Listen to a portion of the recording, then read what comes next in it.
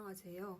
오늘은 영어 교육론의 말하기 지도에서 PPP 모형의 활동들과 말하기 지도 연습 활동을 비교 대조해 드리겠습니다.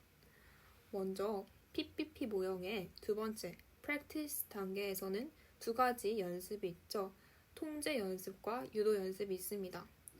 여기서 통제 연습 controlled practice는 말하기 연습 활동 MMC 중에서 mechanical drill이랑 같습니다.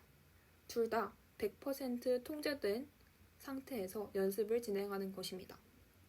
그렇다면 두 번째 유도 연습 PPP의 practice의 두 번째 연습인 유도 연습 guided practice는 MMC 연습 활동 중에서 meaningful drill이랑 같을까요? 다릅니다.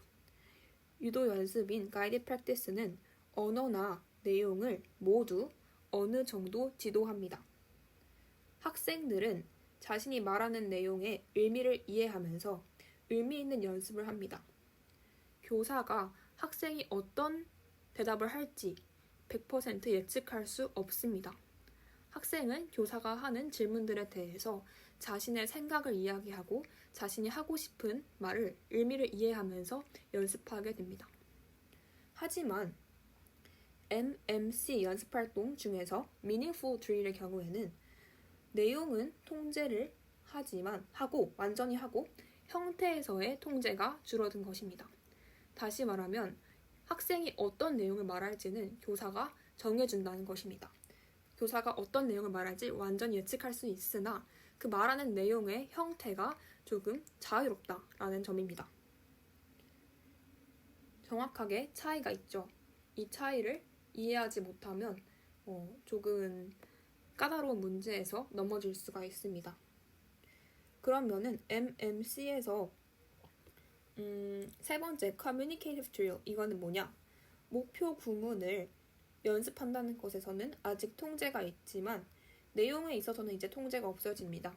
학생들이 어떤 내용을 말할지 교사가 더 이상 100% 확신할 수 없고 학생들은 자신의 의미를 전달할 수 있는 내용을 이야기하게 됩니다.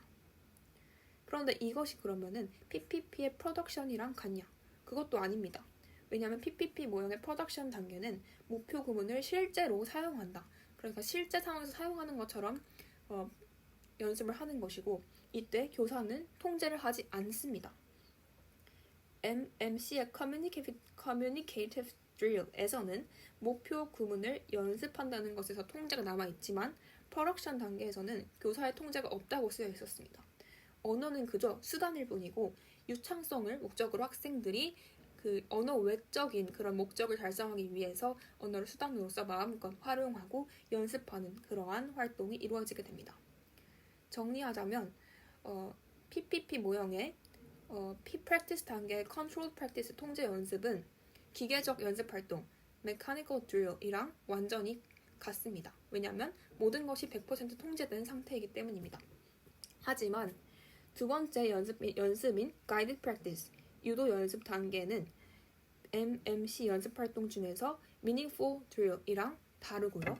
또 PPP 모형의 세 번째 Production 단계는 MMC의 마지막 연습 활동인 Communicative Drill이랑 또 다릅니다. 통제 정도가 다릅니다. 이렇게 해서 비슷하지만 완전히 다른 그런 단계들의 차이점을 알고 계셔야겠습니다.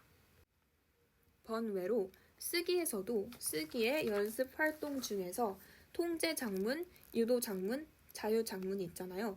그 중에 두 번째인 유도 장문, Guided Writing은 어떤 겁니까? 이거는 과연 PPP의 Guided Practice 또는 말하기 연습 활동의 Meaningful Drill이랑 같을까요? 이것도 완전 다릅니다. 여기서 쓰기에서의 Guided Writing은 교사가 언어의 형태나 내용 중 어느 하나만 통제한다고 되어 있습니다. 그러니까 내용이랑 형태 중 한 가지를 완전히 통제하는 것이 쓰기의 Guided Writing입니다. 근데 이 중에서 제가 필기해 놓은 것에 따르면 일반적으로 형태를 고정시켜 놓는다고 되어 있습니다. 여기 교재에 있는 예시를 보면 정확히 알 수 있겠죠. 빈칸 채우기나 받아쓰기, 편지 카드 초대장에 빈칸 채우는 그런 형식들을 볼 수 있습니다.